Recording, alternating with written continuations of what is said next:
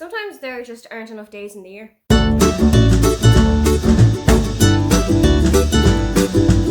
Hi, welcome, come on in. My name is Aoife and today I am taking you through some of the books that were released in 2023 that I really wanted to get to and that are still lying on my TBR. There are a couple of these that I had genuinely been super looking forward to, as in bought them the day that they came out, looking forward to them. But that doesn't particularly explain why they are still on my to-be-read list.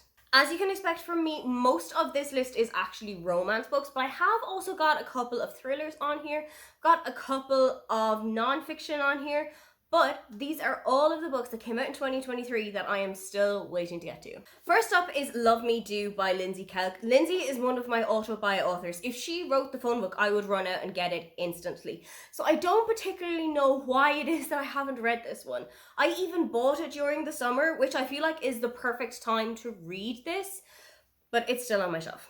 This is about Phoebe, who is working as a kind of a greetings card or a Hallmarks card writer, and love life is not going particularly well for her at the moment. So she heads out to Los Angeles, where her sister lives, and she decides to stay with her for a couple of weeks to just kind of reinvent herself and reinvigorate herself. And while Phoebe's in LA, she falls in love with her sister's neighbour, and this kind of get her creative juices flowing again. I've heard from Lindsay herself that this is a little bit spicier than the other books that she has written so far, and I am genuinely excited to see how she's going to handle that. She also said in her Instagram stories a couple of days ago that in 2024 she wants to dial it up another notch. So let's see where 2024 brings us both. Next up is Bookshops and Bone Dust by Travis Baldree. I read Legends and Lattes toward the end of 2023 and I was so surprised by how much I loved that book. It's a fantasy book, so you don't really expect it to be one that I would enjoy, but I was encapsulated by it. Bookshops and Bone Dust is actually the prequel to Legends and Lattes, and as you can understand from the title, it takes place in a bookshop as opposed to a coffee shop. But it does still follow Viv, who is an orc, and at the time of this book, she is still in battle, she is still fighting, but she goes to a small town and sets up a bookshop in the new place. I've heard from a couple of people though that if you read Bookshops and Bone Dust after you've read Legends and Lattes, it kind of takes you out of the story a little bit. You know where things are going to go, so you don't get as invested in some of the relationships or in some of the situations that are going to happen because you know that they aren't very long lasting. But that said, I'm going to give it a go. I'm going to go into it with a kind of an open mind anyway and just see where it takes me. Another author whose books I've always loved is Isabel Broom, and The Beach Holiday came out in 2023. This one is set in New York, but I think it's more set in the Hamptons than it is in Manhattan and the cusp of the action there. I've loved Isabel's books because they give you the chance to travel the world and to see new places and to experience new cultures without having actually left your house. And it's a lot cheaper to buy a book than it is to buy a plane ticket to New York. I am so excited to see where this one is going. I think she's working on something else at the moment, so I really have to get this one read before I can pick up her next one. They are not connected to each other, so they can be read completely out of sync, but I just want to have this one ticked off first. A little bit of a wild card was The Pumpkin Spice Cafe by Laurie Gilmore. This is one that I've seen a couple of people talking about. I'd seen Kayla from Books and Lala talking about this, and she really enjoyed it, but we have very differing reading tastes.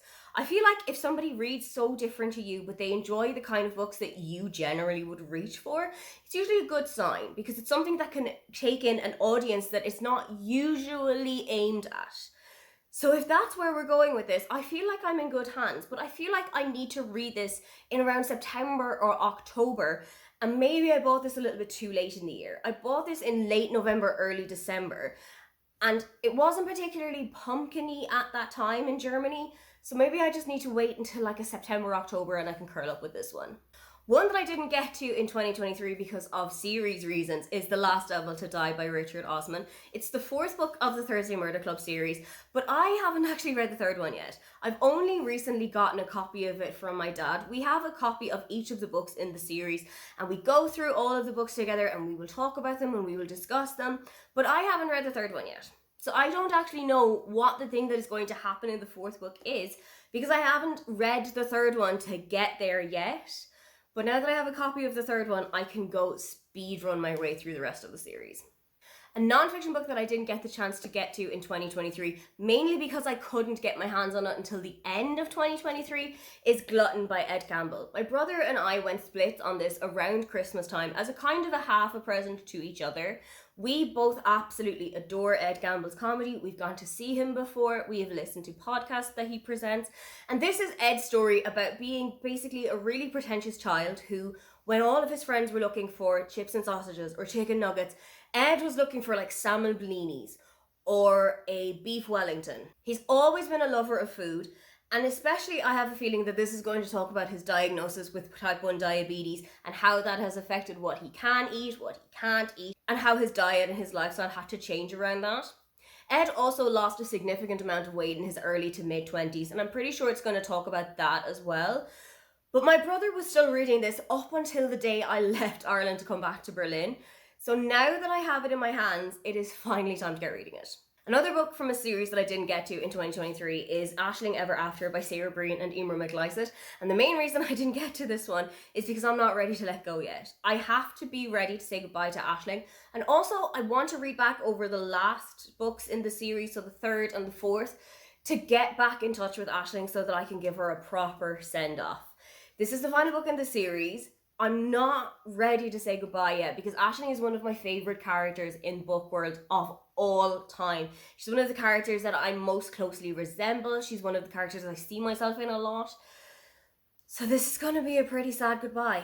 I also didn't get a chance to read With Love from Cold World by Alicia Thompson, which I should have, because Lily from Literary Lily and I were going to buddy read this together. However, that was happening in November, and November was such a busy month for me that it just sent me hurtling into a reading slump. I think in November I only read maybe 3 or 4 books across the entire month, because it felt like every weekend I was doing something, and weekends for me are prime reading time. So I didn't really get a chance to pick it up, but Lily had told me a couple of spoiler-free things about this book, including that it was surprisingly spicy. She wasn't expecting it to have as much of a spice level as it did. So when I heard that, I instantly went out and bought a copy. I also still have Practice Makes Perfect by Sarah Adams on my TBR, and I am really excited to get to this one, but I know that I need to read another book before I can get here first. This is the second in the When in Rome series, which is set in Rome, Kentucky, not Rome, Italy.